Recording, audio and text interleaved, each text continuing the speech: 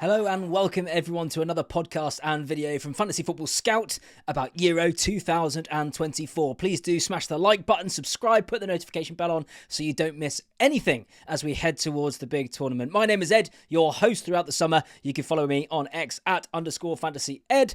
Let's get going. What are we doing today, you might be thinking? Well, here are 5 players to not buy this summer in Euro 2024. They're players that people seem to be buying, and I'm going to tell you why you need to avoid them. Let's get going.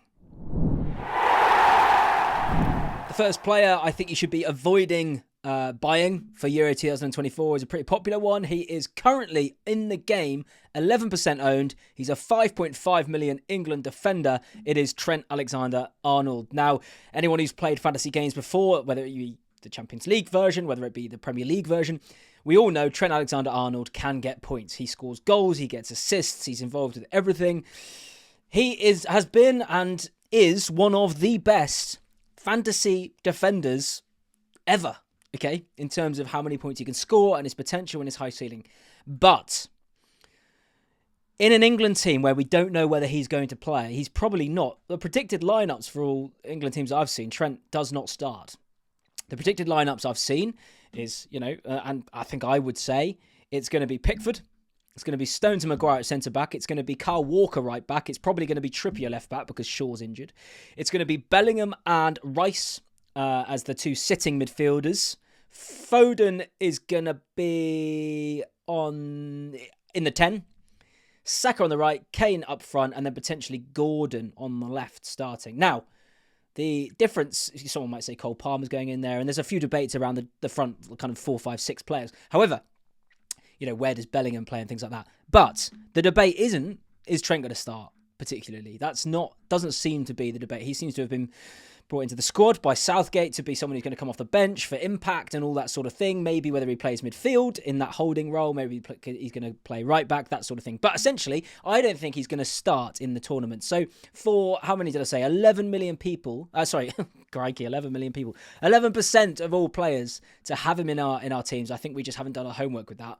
I don't think he's going to start. And obviously, look, again, always the caveat, we're going to see the friendlies, so we'll see what happens there. The first England friendly is, in fact, tonight for me. I'm recording this on Monday, so let's see what happens. But even if Trent starts that friendly, I don't think it means he starts the tournament. If he doesn't start, I don't think, friendlies are friendly, so we'll get little bits, but not much. Trent Alexander-Arnold is a massive avoid for me. 5.5 million, not going to start. You can easily pick up, I'll always give an alternative for each player. I'm saying why not get Maguire?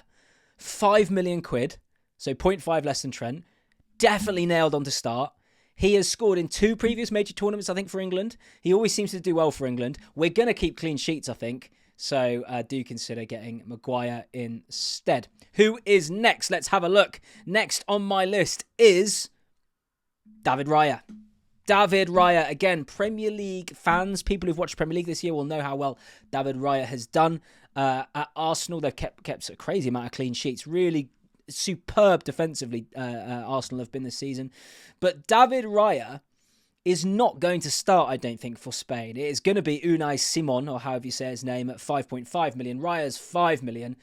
And at the moment in the game, Simon has 3% of ownership and Raya has 3%. So fans clearly not quite sure, but they've watched the Premier League, a lot of them, so they're thinking, Raya's going to start. I don't think he's going to start. So waste of money, don't have him. And additionally, even furthermore on this, I'm doing like an essay. Furthermore, they are in a really tough group, Spain. I don't expect many clean sheets in this group.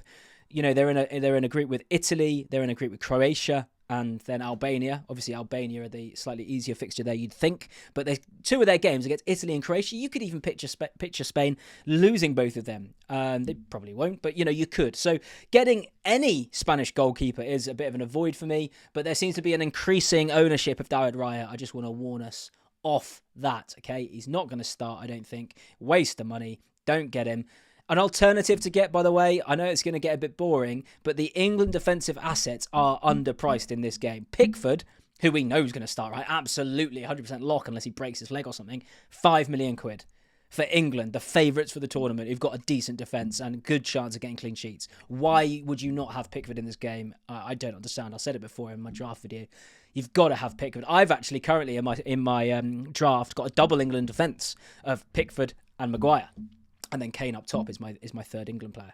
So, look, I wouldn't get David Raya. Avoid, avoid, avoid, like the plague. Next is Leroy Sane. Leroy Sane, we know how devastating he can be. We saw him at Man City. We've seen him at Bayern Munich. He can be absolutely brilliant in the Champions. He's had a couple of great Champions League seasons, scoring lots of goals, getting lots of assists. However, he is not in the predicted lineups for Germany to start. And you might be surprised that. How can Leroy Sane not start him? He's a fantastic player. Well, yes, he is. But remember who Germany have got in their squad to fill those positions. You know, players like Florian Wirtz, Havertz, Musiala, Gundogan. There's lots and lots and lots of players that they've got in those attacking positions. And currently, again, we'll see the friendlies, but Leroy Sane is not set to start. So, I mean, let's just have a look here. Let me just get it up because I want to see what the ownership of Sane is. So bear with me, because he's a player who obviously could still do something off the bench and stuff, but you don't want to be picking players, though, who you're having to rely coming off the bench. Of course you don't.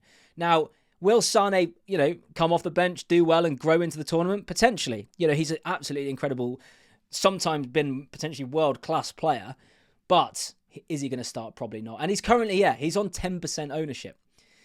He's 7 million quid, which is a pretty good price, but 10% ownership. Wirtz at Germany's 41%, Musiala at 18%, Sane at 10%.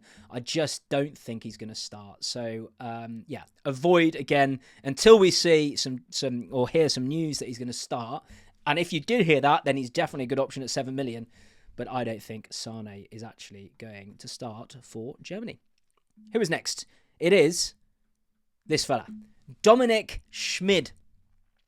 Now, you might be thinking, who the heck is Dominic Schmid? And that's what I thought, because I was going on to, when you first go and you make your first team and you're looking around and you're thinking, okay, who are the cheap players? And you kind of order it because you can order them on the game, can't you, to see who's been picked the most. And if you order midfielders, right, by who's been picked most, you go down, there's the obvious ones, Bellingham, Wirtz, Foden, Rodri, Bruno Fernandes, and then all these players you've heard of. And then there's Dominic Schmid.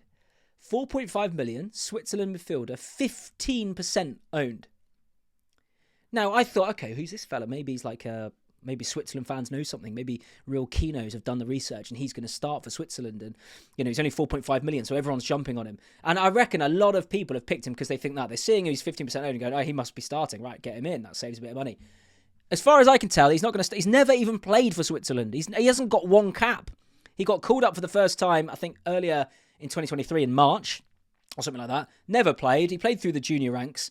I don't see any indication that he's going to start for Switzerland. 4.5 million for a player who's not going to start. I mean, it's just no. Just don't get him. I mean, Jorginho is going to start for Italy. He's 5 million. It might be on penalties. Dominic Schmid, do not fall into the trap of thinking he must start because lots of people have picked him. I don't know what's going on. I don't know whether he's in the auto-select teams, when you join and people just auto-select. Maybe he's getting put in there. Don't know why he's 15% owed. Don't know what's going on. If I'm wrong and I've missed something, please comment below and tell me because I'm confused. Really confused on him. I think it's just some sort of glitch. Don't get him. I would say at this point, because I haven't said it yet, if you're listening on podcast, please give us a 5-star review. Please like this stream. Please leave comments. Tell your friends and watch some of our other videos as well. We've done one on how to play. We've done one on predicted lineups. We've done one on my first couple of drafts. Loads of content to consume as we start tinkering with our teams. And the international friendlies start happening, which is very exciting. Tonight, as I said, England are playing, Scotland are playing. I'm going to be watching them intently. So looking forward to that. My last of the 5 players I am going to tell you to avoid is a player who ended the Premier League season in absolutely superb form for the champions. His name is Joško Gvardiol. Right, now why am I telling you to avoid Joško Gvardiol? Is he a bad player? Absolutely not. He's being incredible. I think did he get 4 goals in the last 6 games from left back for Man City? Something crazy like that. The reason I'm saying avoid him is, let's have a look here. So, Gvardiol is 5.5 million. He's 15% owned. Now, I get that. He's a very good player. And in the past, Croatia have, proved a pretty steely team.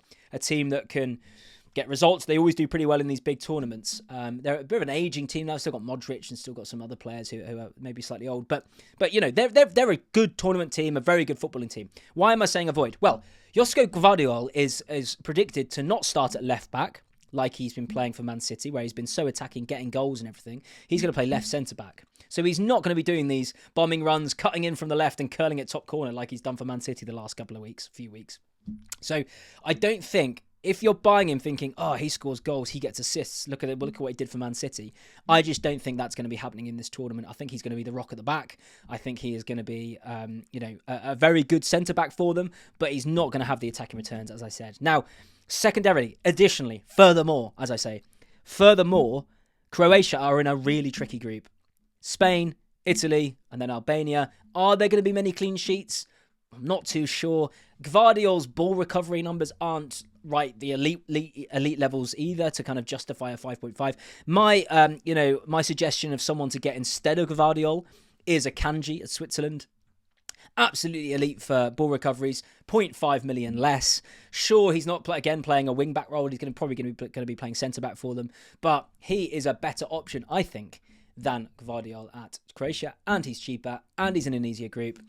Do I think Switzerland have got more chance of going through than Croatia? No, actually. But that doesn't matter. Remember, we're only picking a team for the group stage because after the group stage, you get a wild card for free. Everyone does an extra wild card between the group stages and the knockout stages. I have to do a video on chip strategy soon because that informs how you choose your team massively. Because some people, for example, will only be picking their first team for match day 1 because they're going to be playing a chip match day 2. In fact, that will probably end up being a lot of people. I don't think people have realised yet the chip strategy in this game is bizarre. There's only 7 match days. You can't use chips in 2 of them because the first one you can't, and the one between the group stage and the match. So you've only got 5 match days. The balloons have happened again. Why does that happen? I don't know. Am I going insane? What was I doing? I said match days. We've got 5 match days to pick it. Didn't work. I don't know what's going on. Anyway, you've got only 5 potential match days to stick 2 chips in, the wildcard and the limitless. And if you don't know what those chips are, by the way, please watch my how to play video where I described all this. But I will be doing a video on chip strategy because it's important. However, my 5 players to avoid are Trent Alexander-Arnold, David Raya, Leroy Sane, Schmid, and Gvardiol. I will probably do another one of these videos closer to the time when the percentages of who's being picked is more because more people are getting involved now. I think the numbers of the people playing this are now going to absolutely skyrocket. That the Champions League's happened, club football's all finished, and the international friendlies are starting. People are going to be getting on board with this. Just to let you know, by the way, in our league, please do follow it, join it. Sorry, the code will be below, the link will be below. There is currently over 2,500 people in that league. Really, really exciting. So make sure you join. There are going to be prizes, and also, by the way, there is over 500,000 people who have signed up to this game now. It's going to be absolutely huge, this tournament. I think it should hit over 1 million. I'm hoping over 2 million. It'll be a really, really fun game. And I don't know what rank you're going for. I'm going to be aiming for a top 10k. That's what I'm going to be aiming for. I wonder what you're going to be. Why don't you join me and see if I manage to do it? Let's be honest. I probably won't. But I'm putting in the effort. We're doing the research. Please do comment below, like this stream. Let me know in the comments first of all, if you saw those balloons a minute ago, which totally freaked me out. Second of all, who else you would avoid. Third of all, if I've made any mistakes. And fourth, why don't you start posting your drafts below as well, and I'll comment on some of them. Thank you very much, everyone. See you in the next video.